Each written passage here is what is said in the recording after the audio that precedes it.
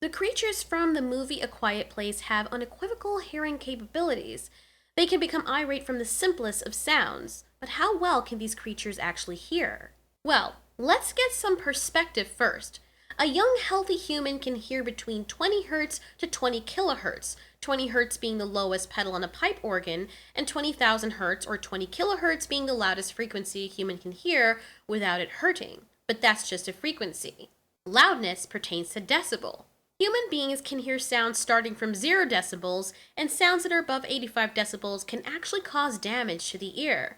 As an example, a rocket being launched is over 165 decibels. The siren on an ambulance is about 125 decibels. Imagine standing right next to it.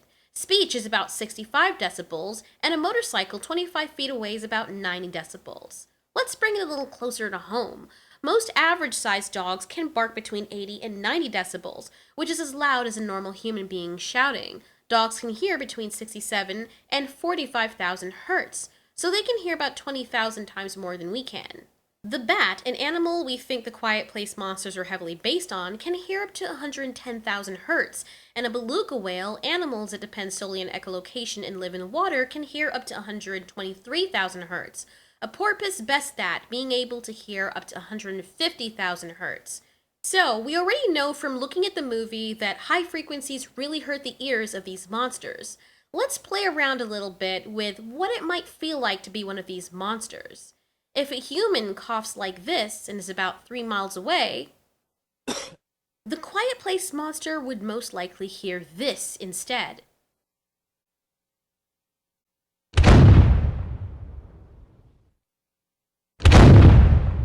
The reason why we know the animals can hear this well is based on how they behave.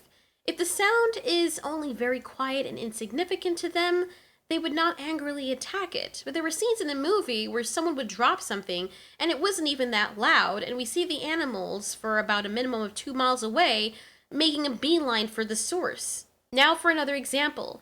Imagine a pin dropping. To us, in the same room, it would sound probably like this. Now let's imagine the monster was in the same room too and it heard the pin drop. It would probably sound something like this.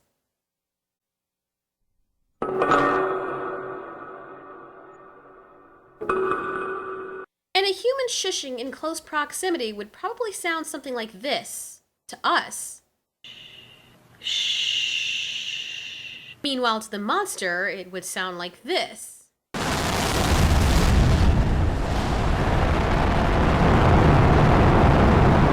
Now, while this is all theoretical and very hilarious, it's just an example of what the monsters might have heard whenever noises were made. These animals probably had hearing that was leagues more superior than any animal we have on Earth. But how good do you think their hearing was? Thanks for watching. This has been Altiori. You ask, we answer.